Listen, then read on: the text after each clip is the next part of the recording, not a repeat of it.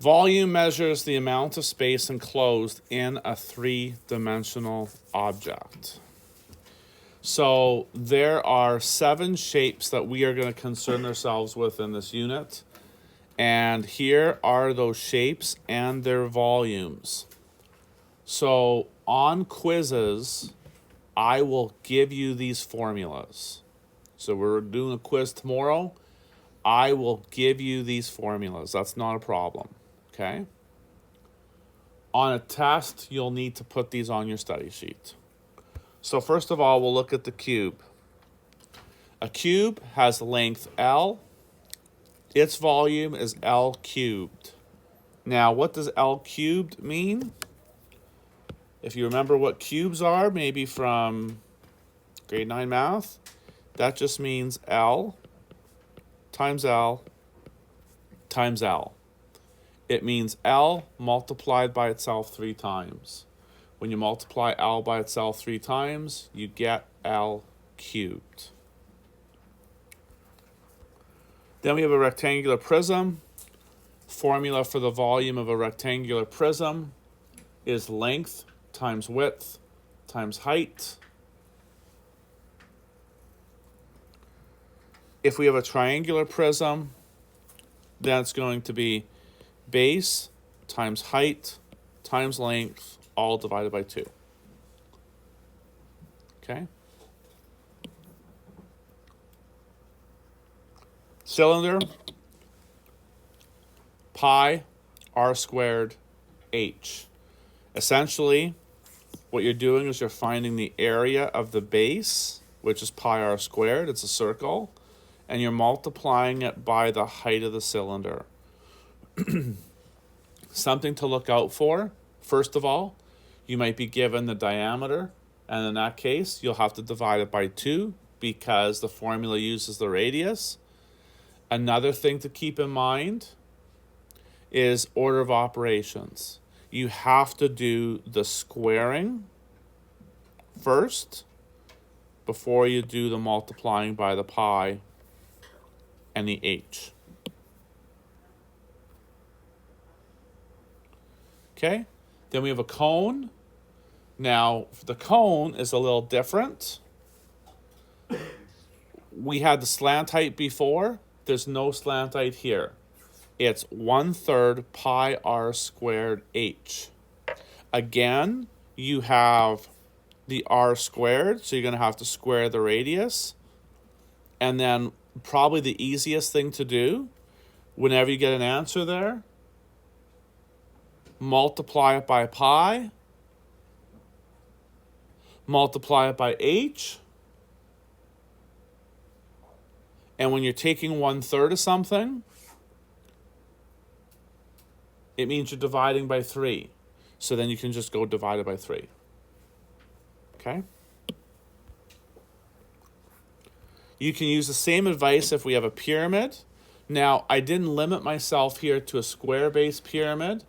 I basically limited myself to just a rectangular pyramid, which could be a square. If it has a length and a width, the length and the width could be the same, but they don't have to be the same. The formula is 1/3 times L times W times H. So again, what I'd probably do is just go L times W times H divided by 3. Okay? Last but not least, we have the sphere. With all the fluffy white stuff on the ground, we can think of a snowball. And the volume of this would be 4/3 pi r cubed. So there's a couple things that you need to be aware of here. Again, first of all, we are working with the idea that this is cubed. So whatever the radius is, it's going to be multiplied by itself 3 times. And the other thing that's going to make this maybe a little tricky is that 4/3. So once you've cubed the radius and you get an answer, here's what I would do. I'd take that answer, I'd multiply it by pi,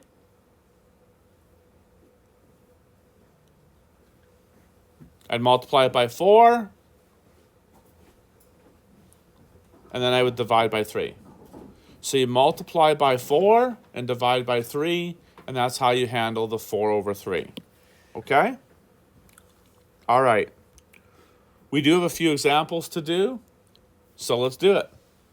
Anthony builds a toy box in woodworking. The toy box is 3 feet long, 2 feet wide, and 4 feet tall. Determine the volume. So we would assume the toy box is in what kind of shape? Rectangular prism. And we could draw it out, but the formula for a rectangular prism is length times width times height. What is the length? 3. What is the width? 2. What's the height?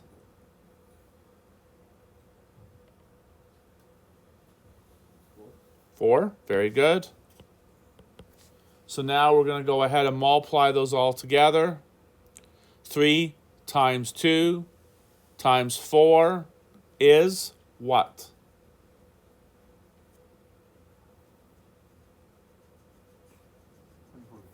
24.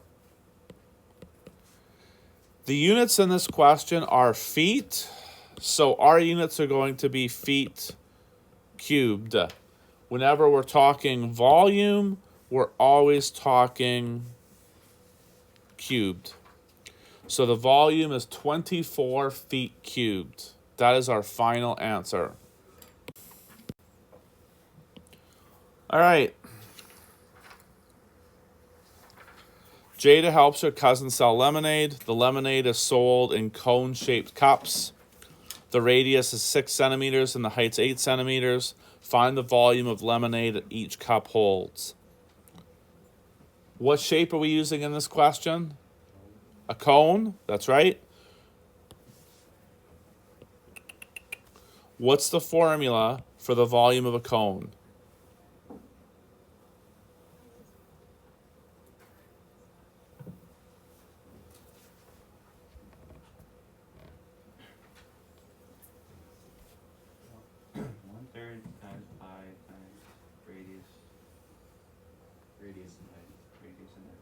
Thank you very much. 1/3 pi r squared h. That's the formula for the volume of a cone. Now,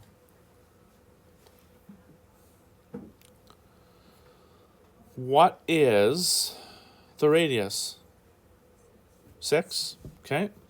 So 1/3 pi 6 squared times height. What's the height? 8.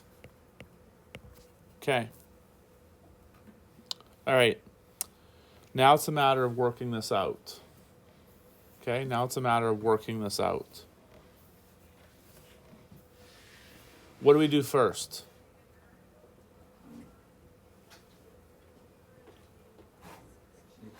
Six squared, that's right. We do the 6 squared because exponents come before anything else. Everything else stays the same. 1/3 stays the same. Pi stays the same. 8 stays the same. What is 6 squared?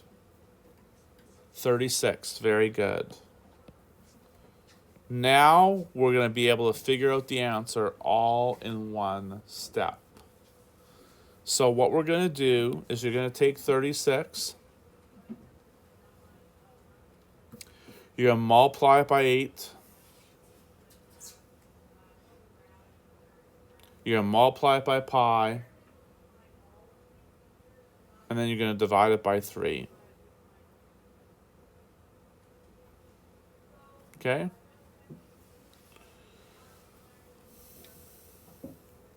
What do you get?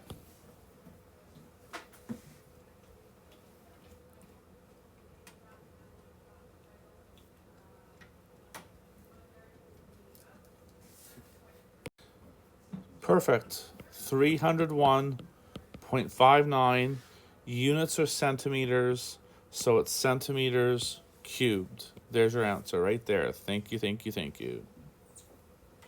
Okay, one more example here. The dormitory has a contest to see how far students can throw a snowball. There's 10,000 cubic inches of snow to make the snowballs.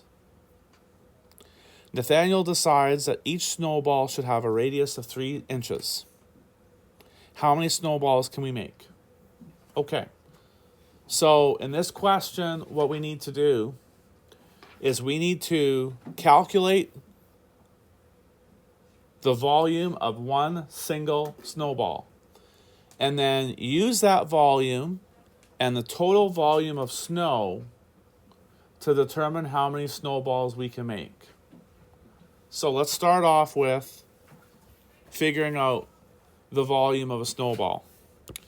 So what shape is a snowball going to be in?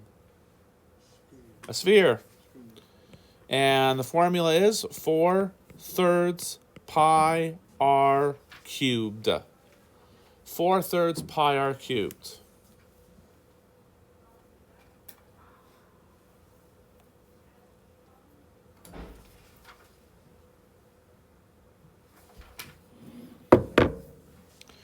So now we're going to substitute in the radius. So it's 4/3 pi times 3 cubed. What's 3 cubed? 9. What's that? 9. Be careful. Because when you have 3 exponent 3, it means 3 times 3 times 3, which is, thank you, it's 27. I know there's a temptation just to multiply 3 by 3 sometimes and get 9, but unfortunately that's just not correct. So it's 4/3 pi times 27. So then it's a matter of just working that out.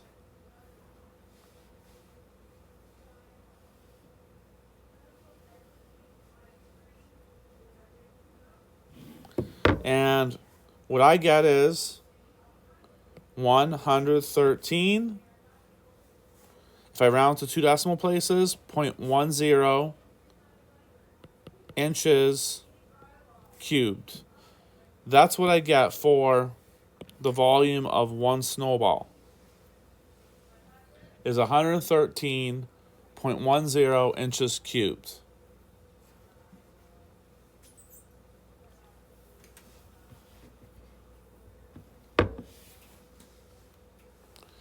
Now, in order to figure out how many snowballs we can make, what we're going to do is we're going to take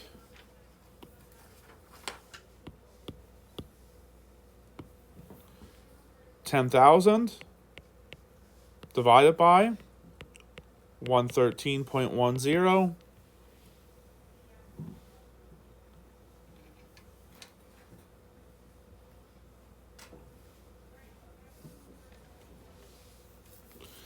And what we get's 88.419 blah blah blah blah blah blah blah blah blah. Now, what that means is we can make 88 complete snowballs and part of the snowball. Now, if we want the snowballs to all have a radius of 3 inches, then that partial snowball is not going to cut the mustard. Even if we had 88.8, it still would not be, the last one would not be big enough to reach the 3-inch radius that Nathaniel thought it should have. So that means we have to round down and say that there is 88 snowballs.